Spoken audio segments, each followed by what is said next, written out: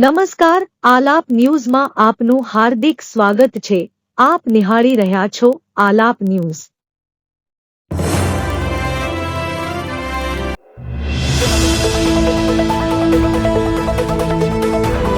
નેપાળ અને તિબેટમાં સર્જાયેલી ભયાનક જળહોનારત અને ફ્લેશ ફ્લડની આપત્તિમાં કૈલાશ માનસરોવર યાત્રાએ ગયેલું અમદાવાદનું એક પ્રવાસી દંપતી છેલ્લા 24 કલાકથી લાપતા હોવાના ચિંતાજનક સમાચાર સામે આવ્યા છે।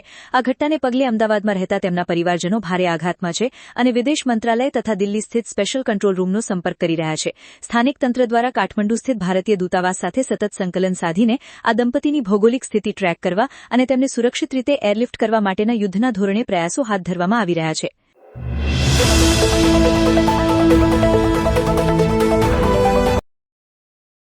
ગુજરાત રાજ્યમાં વ્યાપક સ્તરે ફેલાયેલા અને અત્યંત ઘાતક સાબિત થઈ રહેલા ચાંદીપુરા વાયરસના પ્રકોપ વચ્ચે આરોગ્ય વિભાગ દ્વારા આજે ગાંધીનગરથી કટોકટીની સત્તાવાર જાહેરાત કરવામાં આવી છે। રાજ્યમાં આ વાયરસના કારણે અત્યાર સુધીમાં કુલ 28 નિર્દોષ લોકોના સત્તાવાર મોત નીપજ્યા હોવાની પુષ્ટિ સરકારે કરી છે। હેલ્થ ઓથોરિટીના જણાવ્યા અનુસાર આ વાયરસનું કેસ ફેટાલિટી રેટ એટલે કે મૃત્યુદર આશરે 66% જેટલો ઊંચો નોંધાયો છે, જેને પગલે મુખ્યમંત્રી અને આરોગ્ય મંત્રી દ્વારા ઉચ્ચસ્તરીય બેઠક બોલાવી સમગ્ર રાજ્યની હોસ્પિટલોને હાઈ એલર્ટ પર મૂકવામાં આવી છે।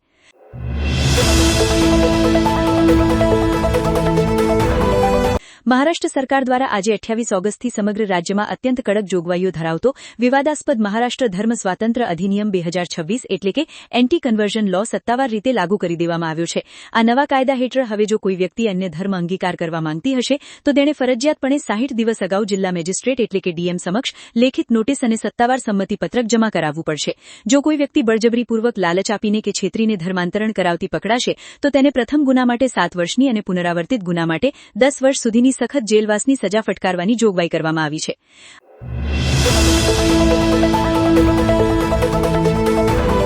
આંતરરાષ્ટ્રીય સ્તરે વાયુ પ્રદૂષણ પર નજર રાખતી સંસ્થા IQAR દ્વારા જાહેર કરાયેલા વૈશ્વિક રિપોર્ટ અનુસાર રાષ્ટ્રીય પાટનગર નવી દિલ્હીની એર ક્વોલિટી ઇન્ડેક્સ એટલે કે AQI 170ના આંકને પાર કરીને અત્યંત અસ્વસ્થ અને જોખમી સ્તરે પહોંચી ગયો છે। ચોમાસાના નબળા પવન અને વાતાવરણીય દબાણમાં આવેલા અચાનક પલટાના કારણે હવામાં રહેલા PM 2.5 અને PM 10 જેવા અતિસૂક્ષ્મ પ્રદૂષકો જમીનની સપાટીની નજીક જ જકડાઈ ગયા છે। આ સ્થિતિને કારણે દિલ્હી ફરી એકવાર દુનિયાના સૌથી વધુ પ્રદૂષિત શહેરોની યાદીમાં સામેલ થયું છે અને પ્રદૂષણ નિયંત્રણ માટે ઇમરજન્સી પગલાં લેવાની વિચારણા શરૂ કરવામાં આવી છે।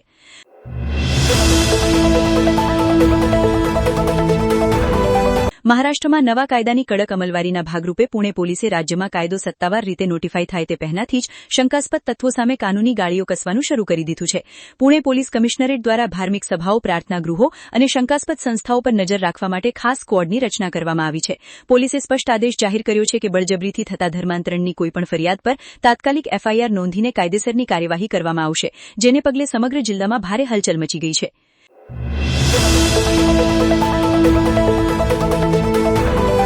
પવિત્ર શ્રાવણ માસની પૂનમ અને રક્ષાબંધનના પરમ પાવન પર્વ નિમિત્તે જગત મંદિર દ્વારકા ખાતે આજે વહેલી સવારથી જ મોટી સંખ્યામાં શ્રદ્ધાળુઓનું ઘોડાપૂર ઉમટ્યું છે।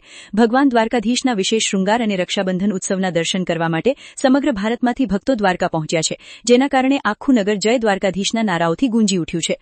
ભીડને નિયંત્રિત કરવા અને કોઈ અનિચ્છનીય ઘટના ન બને તે માટે વધારાની પોલીસ કુમકો તૈનાત કરવામાં આવી છે અને સમગ્ર મંદિર પરિસરમાં ચુસ્ત સુરક્ષા બંદોબસ્ત અને વન વે ટ્રાફિક સિસ્ટમ લાગુ કરવામાં આવી છે।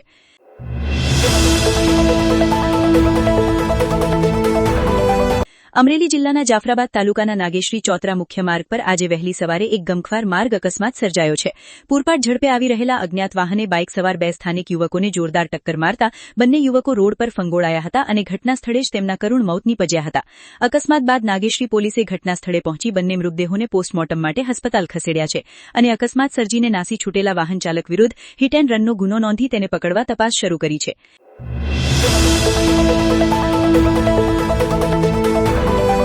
જામનગર જિલ્લાના વાવડી ગામમાં ખેડૂતો અને વીજ કંપની વચ્ચે ચાલી રહેલા લાંબા વિવાદે આજે ઉગ્ર સ્વરૂપ ધારણ કર્યું છે। ખેડૂતો દ્વારા વીજપોલ ઉભા કરવાના મુદ્દે પ્રશાસન સામે અચોક્કસ મુદતની ભૂખ હડતાલ શરૂ કરવામાં આવી છે। ખેડૂતોનો આક્ષેપ છે કે વીજ કંપની દ્વારા તેમના ઉભા પાકને નુકસાન કરીને મનસ્વી રીતે ખેતરોની વચ્ચેથી હાઈ ટેન્શન લાઇનના વીજપોલ પસાર કરવામાં આવી રહ્યા છે। ઉચ્ચ અધિકારીઓ દ્વારા ખેડૂતોને મનાવવાના પ્રયાસો નિષ્ફળ રહ્યા છે અને જ્યાં સુધી લેખિતમાં યોગ્ય નિકાલ ન આવે ત્યાં સુધી આંદોલન સમેટવાનો ખેડૂતોએ સ્પષ્ટ ઇનકાર કર્યો છે।